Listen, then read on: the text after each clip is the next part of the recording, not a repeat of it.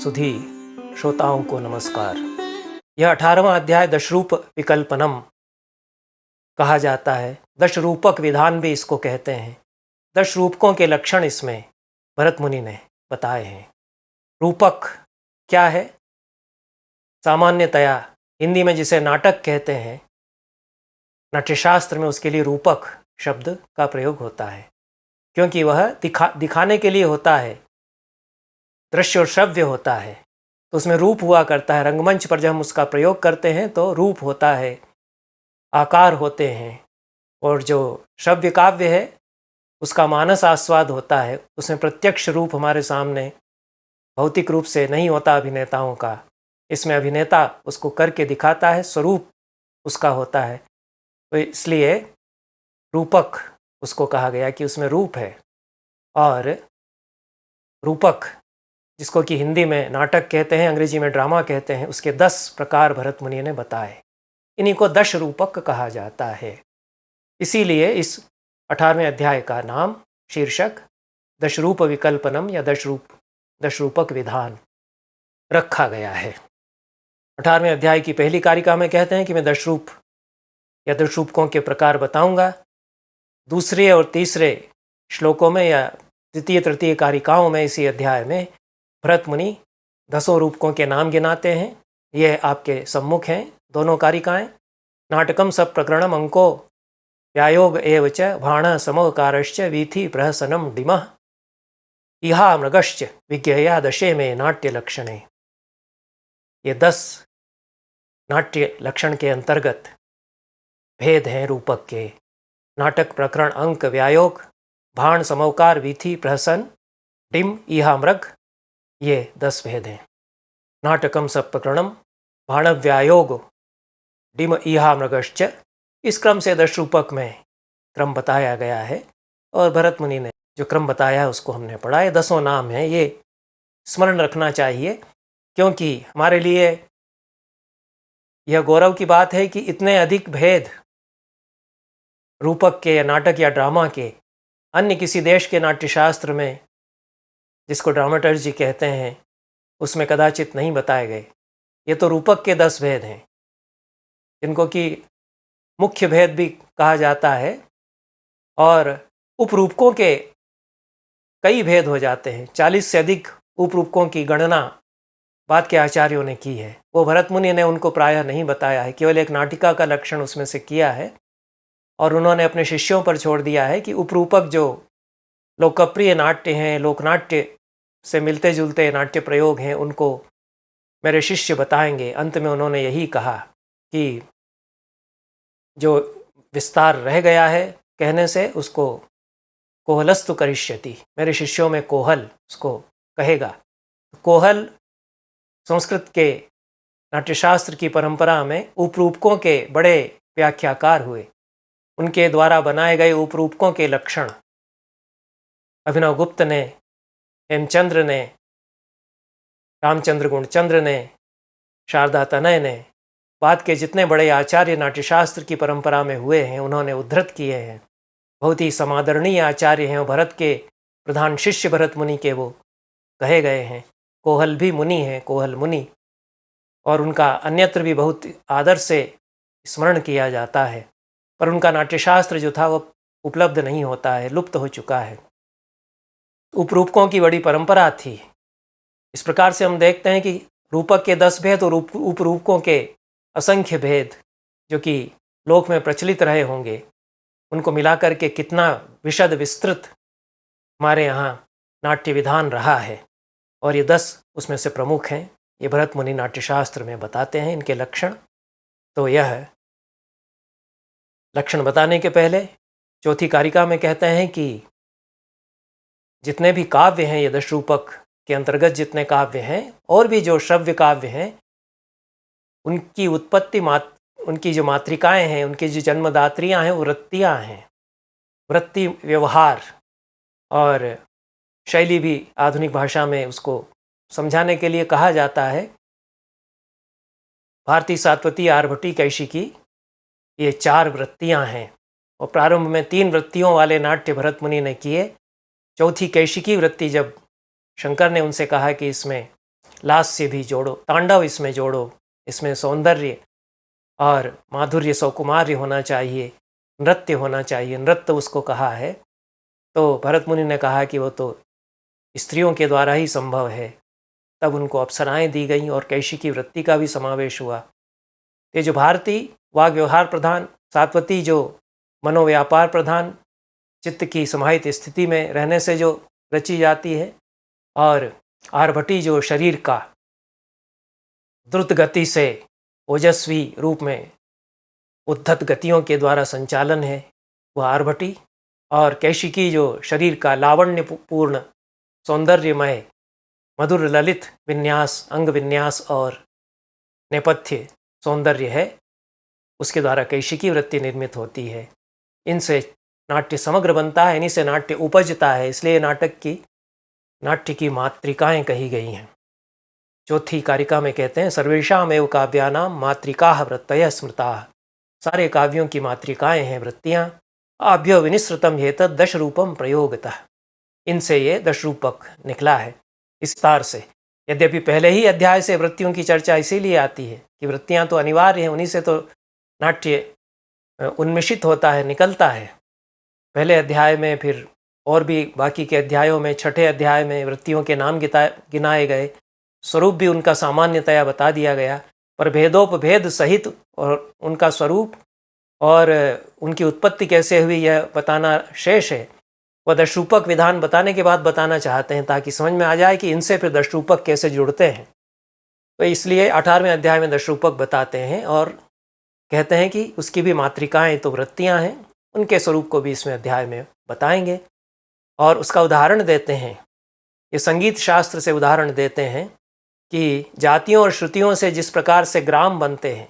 ग्राम क्या है कि जातियों और श्रुतियों का समूह, विन्यास, उनके विन्यास से ग्राम बनता है। मध्यम ग्राम, गांधार ग्राम, ये जो ग्राम संगीत पर चर्चा करते हुए हम इनकी बात करेंगे, तो ये जो बनते हैं 22 श्रुतियाँ होती हैं और उन श्रुतियों से जातियाँ बनती हैं और श्रुतियों और जातियों से ग्राम बनता है। तो उसी तरह से वृत्तियों से फिर नाट्य बनता है। इनके समायोजन से इनका जो सम्मिश्रण होगा, आनुपातिक, कितनी भारतीय वृत्ति है, कितनी सात्वती है, कितनी आर्भटी है, कितनी कैशिकी है, और इन सब के सम्मिश्रण से सौंदर्य जो निर्मित होता है उसमें नाट्य रचा जाता है।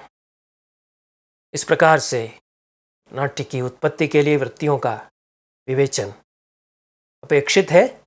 आगे नाटक का लक्षण यहाँ से करते हैं। भरत मुनि ने बहुत विस्तार से नाटक की जो पहला भेद है, 10 भेद हम गिना चुके हैं दूसरी तीसरी कारिका में ही, इस अध्याय में। उसमें नाटक सबसे प्रधान उन्होंने माना है। सारे 10 रूपक के भेदों में भी नाटक सबसे प्रधान है, सर्वांगीण होता है, संपूर्ण नाट्य उसमें हम देखते हैं, इसलिए उसको विस्तार से बताया है। उसमें बहुत सारे लक्षण ऐसे हैं जो अन्य नाट्य भेदों पर, 10 रूपक के अन्य भेदों पर भी लागू होते हैं, इसलिए नाटक का स्वरूप विस्तार से बताते हैं। प्रख्यात वस्तु विषयम प्रख्यातोदात्त नायकम चैव राजर्षि वंश चरितम तथैव दिव्याश्रयोपेतम। प्रख्यात वस्तु विषयक हुआ करता है। आगे चल के 19वें अध्याय में वो वस्तु का विवेचन करेंगे। वस्तु मतलब जो कथा वस्तु है, तो वो 2 प्रकार की होती है, एक प्रख्यात हो सकती है और एक उत्पाद्य हो सकती है और काल्पनिक हो सकती है। प्रख्यात जो जानी मानी है, जिसको कि इतिहास पुराण से हम जानते हैं, ऐसी कहानी हो सकती है। रामायण की कहानी, महाभारत की कोई कहानी हो सकती है, और भी बृहत कथा आदि जो प्रसिद्ध काव्य हैं, उनमें जो कहानियाँ हैं, कथाएं हैं, उन पर आधारित हो तो प्रख्यात वस्तु होनी चाहिए नाटक में। यह नाटक के लिए नियम है। और प्रख्यात और उदात्त नायक इसका होना चाहिए। बड़े वंश का प्रसिद्ध नायक हो, जैसे कि राम है, दुष्यंत है, कृष्ण है, और भी अर्जुन हो सकते हैं, युधिष्ठिर हो सकते हैं। ये जो जाने माने हमारे समाज के कथाओं के जो लोक नायक हैं, जिनको कि जनता देखना पसंद करती है, तो नाटक तो उसी प्रकार का लोकप्रिय रूपक भेद है जिसमें कि प्रख्यात और उदात्त नायक होना चाहिए, उसका प्रभावशाली चरित्र हो, प्रेरणाप्रद चरित्र हो, महनीय चरित्र हो, ऊंचे चरित्र वाला हो और राजर्षि वंश का हो, बड़े वंश का हो। उस वंश के सभी राजा राजर्षि कहे जाते हैं। ऋषिवत उनका आचरण है। हमारे कवियों ने खूब बताया है कि यह राजा भी कैसे ऋषि है, यह भी तप कर रहा है। सर कालिदास ने दुष्यंत के लिए बहुत सुंदर वर्णन किया है। पुण्य शब्दों मुनि रीति मुहु केवलम राजपूर्व। ये भी एक मुनि है, केवल राजा राजन शब्द का समास बना करके राजमुनि या राजर्षि इसको कहते हैं, क्योंकि वैसी तपस्या ये भी गृहस्थाश्रम में रहकर प्रजापालन के द्वारा कर रहा है। वैसे राजर्षि शब्द का प्रयोग किया जाता है रघुवंश के, सूर्यवंश के महान राजाओं के लिए। ऐसे वंश में होना चाहिए। और दिव्याश्रयोपेतम, दिव्य पात्र भी उसमें होंगे, देवता भी उसमें पात्र हो सकते हैं। नाना विभूतिभिर्युतम रिद्धि विलासादिभिर्गुणैश्चैव, बहुत वैभव, ऐश्वर्य, विलास, विभूतियाँ ये भी उसमें प्रदर्शित की जाएंगी, क्योंकि जनता इनको देखना चाहती है। और अंक प्रवेश काढ़्यम, अंक और प्रवेशक इसमें रहते हैं। कई अंक और कई प्रवेशक इसमें हो सकते हैं। प्रवेशक 2 अंकों के बीच में आने वाला एक छोटा सा दृश्य है, कनेक्टिंग सीन कह सकते हैं, इंटरलूड जिसको कहते हैं। छोटा सा दृश्य जो पिछले और अगले अंक को जोड़ता है। प्रवेशक और विष्कंभक भी उसी तरह का एक जोड़ने वाला छोटा सा दृश्य होता है बीच में, 2 अंकों के बीच में। इनका स्वरूप आगे बताएंगे, लेकिन नाटक में जरूर होने चाहिए। सभी रूपक भेदों में हो कई अंक, कई प्रवेशक, ये आवश्यक नहीं है। नाटक में हो सकते हैं, होने चाहिए कई अंक, कई प्रवेशक। ऐसा नाटक हुआ करता है। और नृपतीनाम यच्चरितम नाना रस भाव चेष्टितम बहुधा सुख दुखोत्पत्ति कृतम भवति तन्नाटकम नाम। राजाओं का चरित्र जिसमें कि नाना रस और भाव सम्मिश्रित हो जाते हैं, सुख और दुख, जीवन की सारी अवस्थाएं ये सब आती हैं। इसीलिए नाना रस भाव चेष्टितम इसको कहा है कि सभी रस आ जाने चाहिए।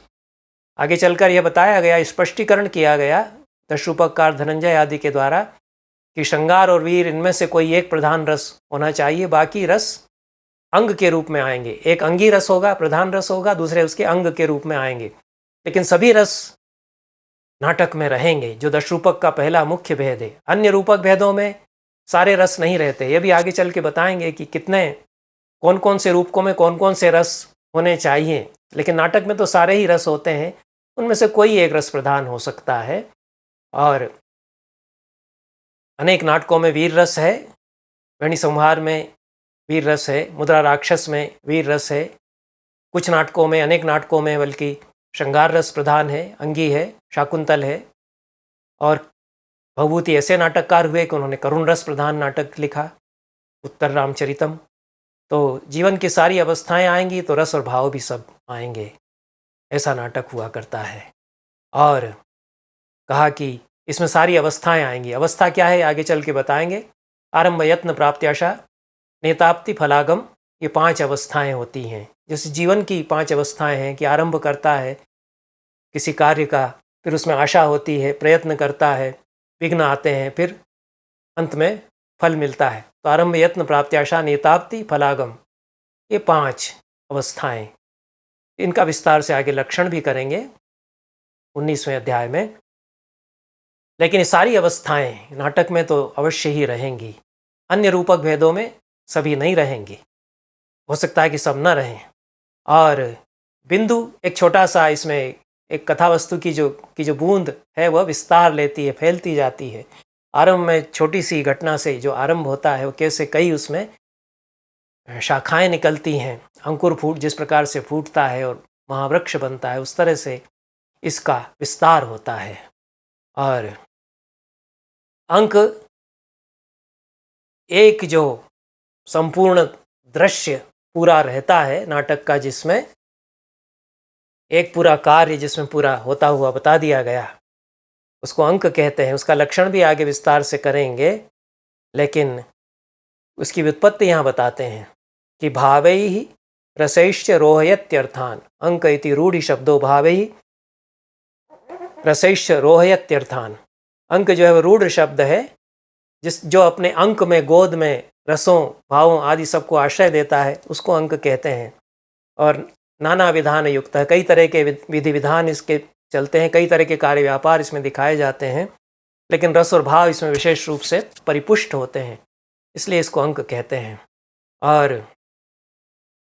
अंक समाप्ति कार्य काव्यच्छेदेन बीज संहार, अंक की समाप्ति जहाँ हो उसमें जितनी घटनाएं दिखाई गई हों एक परिणति पर पहुँचती हैं, वहाँ अंक की समाप्ति करना चाहिए।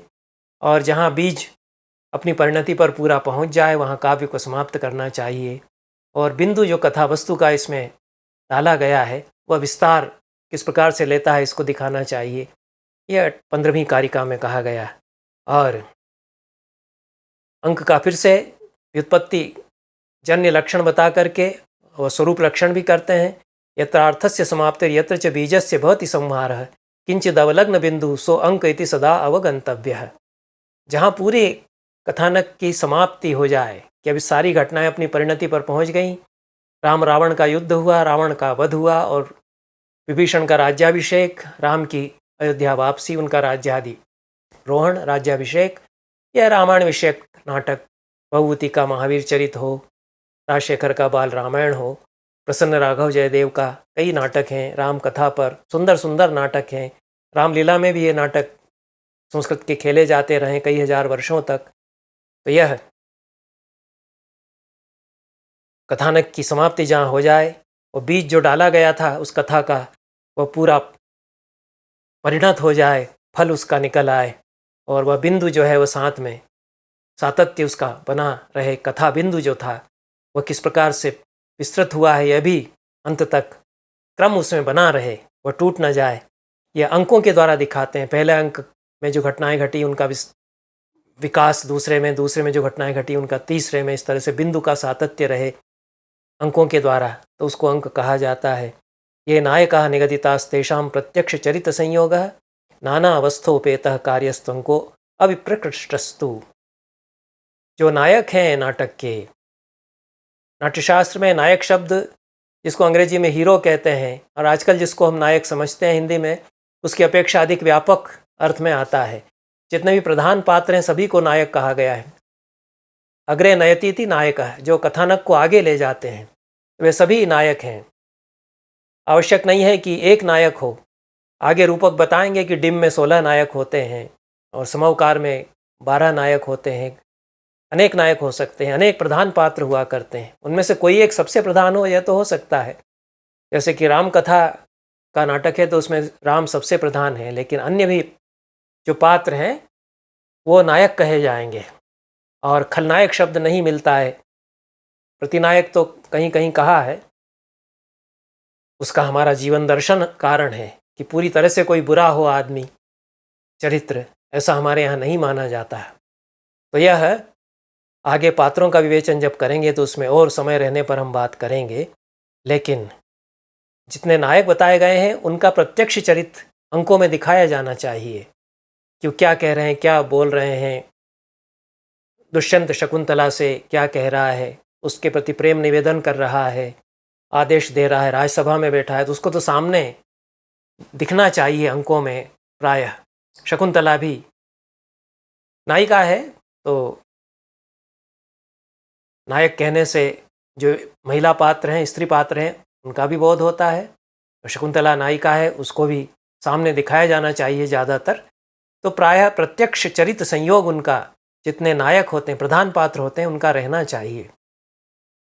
और नाना अवस्थोपेतः कार्यस्तंको अविप्रकृष्टः, अनेक अवस्थाएं इनके जीवन की उसमें बताई जाएंगी।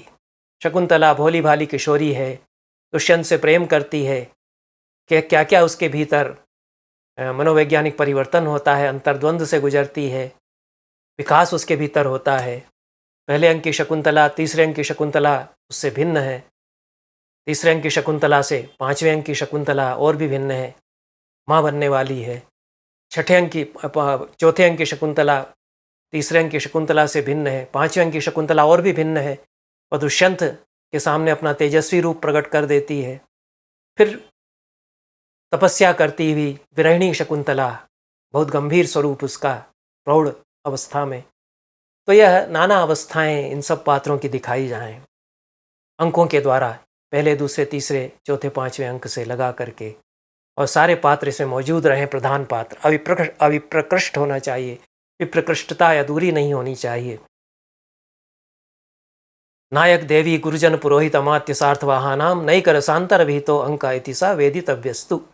18वीं कारिका में कहा कि नायक की जो प्रधान महिषी है, राजा है तो उसकी प्रधान महिषी होगी, पटरानी देवी उसको संबोधन दिया जाता है। यह 17वें अध्याय में बता चुके हैं कि किस पात्र के लिए कैसे कैसे संबोधन होंगे। तो जो प्रधान रानी है, बड़ी रानी है, उसको देवी कहते हैं। तो नायक उसकी देवी, प्रधान रानी, गुरुजन जो पुरोहित हैं उसके गुरु हैं। राम कथा संबंधी नाटक है तो वशिष्ठ हैं, विश्वामित्र हैं। पुरोहित अमात्य, सार्थवाह, यदि सार्थवाह कोई नायक है, जैसे कि मृच्छकटिक में चारुदत्त सार्थवाह है, व्यापारी है, उसका काफिला चलता है, विदेश व्यापार करता है, एक तरह से दूसरे शहरों में उसका सामान भेजा जाता है सार्थवाह काफिलों के द्वारा। सार्थ काफिले को कहते हैं। तो ये जहाँ जहाँ ये सब नायक हैं उनको प्रत्यक्ष सामने उनके कार्यकलाप दिखाए जाएं। और नई का रसांतर विहिता, रसांतर इसमें होते रहना चाहिए। लगातार एक ही एक रस न हो, जो अवान्तर रस हैं वो आते जाते रहें, कि कुछ करुण रस का प्रसंग आया, कुछ वीर का, कुछ बीभत्स का भी, कुछ भयानक का भी, उससे एक रसता नहीं होती। और ऐसे अंकों में अलग अलग तरह के रस दिखाए जाएं। अंकों की सीमा बताते हैं 19वीं कारिका में। पंचाक्षरा, पंचाधिका भी पाठ मिलता है। पंचाक्षरा पंचाधिका दशपरा यंका स्युः नाटके प्रकरणे च। नाटक और प्रकरण, नाटक के बाद ही प्रकरण का विस्तार से लक्षण बताएंगे। और यहाँ यह भी सूचित करते हैं कि नाटक की बहुत सारी बातें प्रकरण में भी रहती हैं। प्रकरण पर भी इनमें से बहुत सारे लक्षण नाटक के लागू होंगे। तो 5 से 10 तक अंक नाटक में रह सकते हैं, कम से कम 5, अधिक से अधिक 10। जितने भी संस्कृत के नाटक हैं उनमें हम देखते हैं कि 5 अंक तो कम से कम है ही हैं, किसी में 6 हैं, किसी में 7, 8 भी हैं। और 10 अंक तक वो महानाटक कहलाता है। राजशेखर का जो बाल रामायण है वह 10 अंकों का नाटक है। प्रकरण के लिए भी जो आगे बताएंगे अभी दूसरा भेद रूपक का, उसके लिए भी यही नियम उन्होंने कहा है कि 5 से 10 तक अंक उसमें रह सकते हैं। और सारे प्रकरणों पर हम देखते हैं यह लक्षण लागू होता है कि कम से कम 5 अंक हैं, अधिकतम 10 अंक भी किसी किसी में है। भवभूति के मालती माधव में 10 अंक हैं, मृच्छकटिक आदि में भी। इस तरह से वो बड़े प्रकरण भी हैं, कम अंकों वाले प्रकरण भी मिलते हैं, लेकिन कम से कम 5 तो रहेंगे। इसी तरह से नाटक में निष्क्राम सर्वेशाम यस्मिन अंक सविज्ञेय, ये एक मोटे तौर पर यह लक्षण अंक का समझना चाहिए कि सारे पात्र एग्जिट कर जाते हैं, निष्क्रांत हो जाते हैं। इति निष्क्रांता सर्वे, यह निर्देश ही कवि की ओर से, नाटककार की ओर से आ जाता है कि सब निष्क्रमण करते हैं, रंगमंच से, रंगपीठ से चले जाते हैं। उनका निष्क्रमण दिखाने के लिए अलग अलग तरह के पद्धतियां हैं, नाट्यधर्मी युक्तियां हैं कि प्रदक्षिणा करते हुए निकल जाएंगे, या कोई जवनिका 2 लोग पकड़ करके लाएंगे, उसके पीछे खड़े हुए उस जवनिका के द्वारा उनका निष्क्रमण दिखाया जाएगा। क्योंकि ड्रॉप कर्टेन तो नहीं है कि पर्दा गिरा दिया जाए और पर्दे के पीछे से वो चले जाएं, फिर दूसरे दृश्य में फिर पर्दा हटाया जाए। यह पारसी रंगमंच में, यूरोपियन रंगमंच में हो सकता है, संस्कृत नाटक में इसकी आवश्यकता नहीं है नाट्यशास्त्र के विधान में। तो यह अंक में उस जितना दिखाना था घटना का विन्यास वो खत्म हुआ और सारे पात्र निष्क्रमण कर देते हैं, चले जाते हैं। दूसरे अंक में पुनः प्रवेश जिनको करना है वो करेंगे। क्रोध प्रसाद शोकः सापोत्सर्गोत विद्रवोद्बाहु अद्भुत संभव दर्शनम अंके प्रत्यक्ष जानिस्यु। कुछ दृश्य जो है उसमें प्रत्यक्ष दिखाए जा सकते हैं। क्रोध, प्रसाद, प्रसन्न होना, कोई गुस्सा कर रहा है, डांट रहा है, जैसे भीमसेन वेणी संहार नाटक में बहुत गुस्सा करते हैं, डांटते डपटते भी रहते हैं अपने छोटे भाई को कभी। और प्रसन्न होना, यह तो बहुत सारे नाटकों में हम देखते ही हैं। अंतिम अंक में तो सभी प्रसन्न होते ही हैं। तो ये तो प्रत्यक्ष दिखाया जाएगा, क्रोध होना, प्रसन्न होना, मनाना, रीझना। शाप, कोई शाप दे देता है, यह भी दृश्य दिखाया जा सकता है। शापोत्सर्ग, विद्रव, भागना, उद्वाह, विवाह, इसके दृश्य दिखाए जा सकते हैं। अद्भुत संभव दर्शनम, कोई अद्भुत घटना होती है, देवता प्रकट हुए, उनका प्रकटीकरण दिखा सकते हैं, ये प्रत्यक्ष दिखा सकते हैं। और समय की दृष्टि से कि कितने समय का अंतराल इसके भीतर दिखाया जाए, तो 21वीं कारिका में भरत मुनि कहते हैं कि एक दिवस प्रवृत्तः कार्य अंकः, एक दिन में जितनी घटनाएं हो सकती हैं वो एक अंक में प्रायः दिखाना चाहिए। कई दिनों की घटना एक अंक के भीतर न दिखाए। एक दिन में जितना काम हो गया सुबह से लगा करके शाम तक का, उतना दिखा सकते हैं। उसके बाद अगले दिन का दिखाना है या 2-4 दिन बाद का दिखाना है, 1 महीने बाद का दिखाना है, तो अगले अंक में बीच में प्रवेशक ला करके कि इस बीच इतनी इतनी घटनाएं हो गई है, छोटे से दृश्य में सूचना दे देते हैं और अगला अंक फिर उस अंतराल के बाद आरंभ कर देते हैं। ये इससे यूनिटी ऑफ टाइम, जिसको पश्चिमी नाटकों में कहा है, समय की अन्विति वो बनी रहती है। ग्रीक नाटकों में तो यह बताया गया कि एक ही दिन का पूरे नाटक में कार्यकलाप दिखाया जाए। हमारे यहाँ इतनी सीमा नहीं है, इस प्रकार की कट्टर व्यवस्था की आवश्यकता नहीं समझी गई, जो उचित भी है। और अंकों के द्वारा उसको सेतु उसमें घटनाओं में कार्य काल का बना रहता है। तो यह एक दिन का एक अंक में बता दें, फिर आगे का अगले अंकों में बताएं। आवश्यक कार्याणाम अविरोधेन प्रयोगेषु, जितना आवश्यक है दिखाना वो कार्य इसमें दिखाए जाएं। एकांकेन कदाचित बहुनि कार्याणि योजयेत् धीमान, एक ही अंक में कई बार बहुत सारे कार्य व्यापार भी कुशल नाट्यकार दिखा देते हैं। मुद्रा राक्षस में हम देखते हैं कि एक ही अंक के भीतर कई कार्य हो रहे हैं। इधर चंद्रगुप्त बैठा हुआ है, कुटिया में चाणक्य बैठा हुआ है, चंद्रगुप्त आदेश दे रहा है, कंचुकी राजमहल से निकल करके कुटिया तक भी उसी अंक में घूम प्रदक्षिणा करके और अपना देशांतर गमन बताता हुआ, अभिनय करता हुआ उसकी कुटिया के सामने पहुंच जाता है। चाणक्य से कहता है कि बुला रहे हैं, चाणक्य फिर चलता है, चंद्रगुप्त के सामने आ जाता है। ये बहुत सारे कार्य व्यापार एक ही अंक में कुशल नाटककार बता सकता है। और यदि एक ही कार्य सुंदर ढंग से बताया जाए तो वह भी उचित होगा। आवश्यक कार्य जो बताना है वो दिखा देना चाहिए, उसमें आवश्यक कार्यों का विरोध नहीं होना चाहिए कि इतना तो ये दिखाना था या नहीं दिखाया, ऐसा प्रेक्षक न कहते रह जाएं। अंक में जो जितने पात्र प्रवेश कर चुके हैं वे अंक की समाप्ति पर सबके सब निष्क्रमण करेंगे। 23वीं कारिका में कहा, अंक रंगम तो ये प्रविष्टा सर्वेषां भवति तत्र निष्क्रामः बीजार्थ युक्ति युक्तम कृत्वा काव्यम यथार्थ रसम। जो प्रवेश कर चुके हैं रंगमंच पर उन सब का निष्क्रमण होगा और बीज जो डाला गया है, कथा वस्तु का जो बीज वपन हुआ है, उसका विकास दिखाया जाएगा।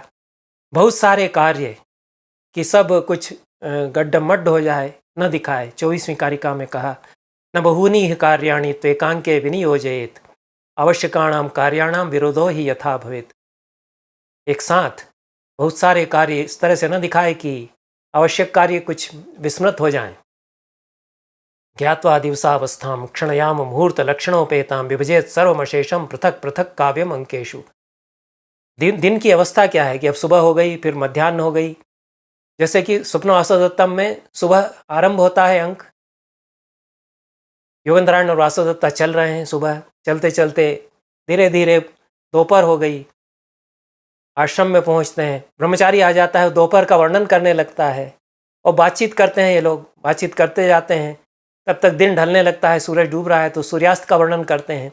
तो प्रेक्षकों को भी अनुमान हो जाता है कि सुबह से नाटक शुरू हुआ और दिन ढलने पर ये ख़त्म हो गया। इसमें जो कुछ चला कार्य व्यापार, इतनी दूर ये लोग चल के आए, 2-3 घंटे लगे होंगे, आश्रम में पहुँचे, वहाँ स्वागत हुआ, बातचीत हुई, फिर कोई ब्रह्मचारी आ गया, तो यह कहता हुआ ही आता है कि दोपहर हो गई, ये धूप लग रही है, कहाँ छाया मिल सकेगी, यहाँ आश्रम है, इसमें प्रवेश करता हूँ। फिर इनसे बातचीत होती है, बातचीत करते करते बहुत सारे पिछली बातें खुलती हैं और अंत में दिन ढलने का वर्णन है, बहुत ही सुंदर।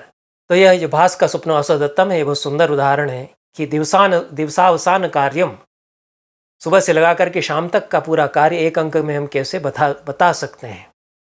और वह यदि ना दिखा पाएँ एक दिन के भीतर का भी कार्य यदि न दिखा पाएँ, क्योंकि इतना अधिक हो रहा है कि गड्ढमड्ढ हो जाएगा, तब प्रवेशक बीच में डाल करके अगले अंक में उसको दिखाए। प्रवेशक उसको एक तरह से जोड़ देता है, सीमेंटिंग कर देता है। और बहुत दूर कोई पात्र जा रहा हो, देशांतर जा रहा हो, और एक ही अंक के भीतर उसको बताना कि वहाँ पहुँच गया है, तो ये भी फिर उचित नहीं होगा कि उज्जैनी में अंक आरंभ हुआ और पाटलिपुत्र में वो पहुँच गया है, तो उसको अगले अंक में फिर पहुँचा हुआ दिखाए। बीच में प्रवेशक आ जाएगा जो सूचना देगा कि वो चलता हुआ इतने दिन में पाटलिपुत्र पहुँच गया है। ऐसे भी दृश्य आते हैं, उनको अंकच्छेद के द्वारा दिखाएं। ऐसा 27वीं कारिका में इन्होंने कहा। 31वीं कारिका में कहते हैं कि इस प्रकार से एक वर्ष तक की घटनाएं भी कई अंकों में मिला करके दिखा सकता है। एक वर्ष से अधिक का कार्य व्यापार पूरे नाटक में न दिखाएं तो अच्छा होगा। यद्यपि प्रतिभाशाली नाट्यकार इस नियम का भी उल्लंघन कर गए हैं। भभूति ने तो पहले अंक के बाद दूसरा अंक आरंभ किया है, 12 वर्ष बाद, जब समय बीत चुका है तब आरंभ उन्होंने किया है। उसको उन्होंने विष्कंभक के द्वारा बहुत सुंदर ढंग से जोड़ दिया है कि कैसे 12 वर्ष में क्या क्या हो गया। और बहुत दूर यदि कोई जाता हो तब भी अंकच्छेद, उस अंक को वहाँ रोक करके अगला अंक आरंभ अगले अंक में उसको करना चाहिए। अंकों की संख्या के बारे में या हम देखते हैं कि जैसा मैंने कहा कि 5 अंक के भी नाटक मिलते हैं। विक्रमोर्वशीयम में 5 अंक हैं, मालविकाग्निमित्रम में 5 अंक हैं, रामाभ्युदय नाटक है यशोवर्मा का, उसमें 6 अंक हैं। विज्ञान शाकुंतल 7 अंक वाला है। नल विक्रम है नाटक, वह 8 अंकों का है। देवी परिणय नाटक 9 अंकों का मिलता है। बाल रामायण 10 अंकों का मिलता है। तो अलग अलग अंक वाले हो सकते हैं। और आगे चल करके इन्होंने 37वें श्लोक के बाद कौन कौन से दृश्य न दिखाए जाएं विशेष रूप से नाटक में, ये बताया है। युद्धम राज्यभ्रंशो मरणम नगरोपरोधनम चैव प्रत्यक्षाणि तु नांके प्रवेशिकै संविधेयानि। युद्ध है, महायुद्ध कोई हो रहा है, आपस में हथियार चल रहे हैं, इस ऐसा दृश्य न दिखाया जाए। राज्य भ्रंश, राज्य से च्युति, सिंहासन से उसको उतार दिया है, इस तरह का दृश्य। मरण, किसी की मृत्यु का दृश्य, इसका भी बड़े नाटककारों ने उल्लंघन किया है। भास तो अपने नाटकों में मृत्यु के दृश्य दिखाते हैं। प्रतिमा नाटक में दशरथ की मृत्यु का, और अभिषेक नाटक में बाली की मृत्यु का दृश्य वो दिखाते हैं। नगरोपरोधनम चैव, नगर पर घेरा डालना, सेना ने घेर लिया है नगर को, इसका दृश्य है। ये प्रत्यक्ष न दिखाए जाएं। एक तो बहुत भीड़ दिखाना पड़ेगी और उसमें उचित नहीं होगा।